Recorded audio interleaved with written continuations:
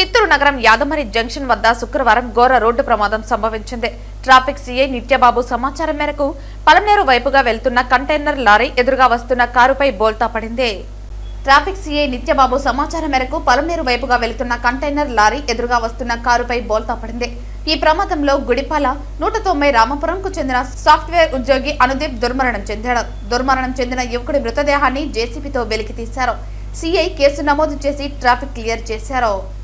ఈరోజు ఉదయం అరౌండ్ 8:15 ఆ టైంలో యాదమరి జంక్షన్, యాదమరి క్రాస్ అంటారు, ఇక్కడ చెన్నై వైపు నుంచి ముసుకోట కంటైనర్ లారీ వేగంగా రావడం, అదేవిధంగా ఒక 2 వీలర్ యాదమరి వైపు నుంచి చిత్తూరు వైపు నిర్లక్ష్యంగా రోడ్డు దాటడం వల్ల అతన్ని తప్పించబోయి రైట్కు తీసుకోవడం వల్ల కంటైనర్ వేగంలో అదుపు తప్పి కింద పడిపోయింది. అప్పుడు అక్కడే నిలిచినటువంటి కారు పైన పడడంతో కారు కింద నలిగిపోయింది. అందులో ఒక వ్యక్తి ఉన్నాడు. అదృష్టవశాత్తు అతనికి పడిపోవడంతో అంతా ప్రజలు ఫోన్ చేస్తే ఇమీడియట్గా వచ్చి స్థానిక ప్రజల సహకారంతో జేసీబీ కంటైనర్ పైకి లేపి కారుని పక్కకు లాగి వ్యక్తిని బయటికి తీయడం జరిగింది. తర్వాత ఇమీడియట్గా హాస్పిటల్ పంపించాము. హాస్పిటల్లో వెళ్తే అక్కడ చనిపోయినట్టు డాక్టర్స్ డిక్లేర్ చేశారు.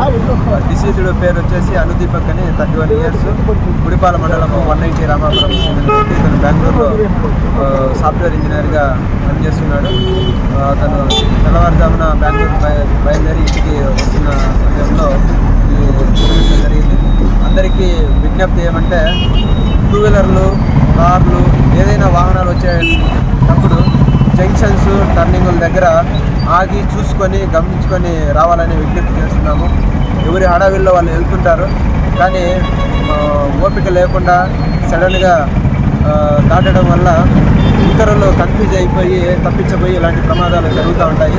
ప్రతి ఒక్కరు కూడా గమనించాలి, తగిన జాగ్రత్తలు తీసుకొని రోడ్డు దాటాలని చెప్పేసి విజ్ఞప్తి చేస్తున్నాము. కొంత ఫాస్ట్గా న్యూస్ను అందించాలనే ఉద్దేశంతో కొన్ని ఛానళ్ళలో 6 మంది చనిపోయినారని చెప్పేసి వేశారు. మీడియా వాళ్ళకి కూడా మా విజ్ఞప్తి ఏమంటే వివరాలు తెలుసుకొని సరైన సమాచారాన్ని ప్రజలకు చేరవేయాలని చెప్పేసి విజ్ఞప్తి చేస్తున్నాము.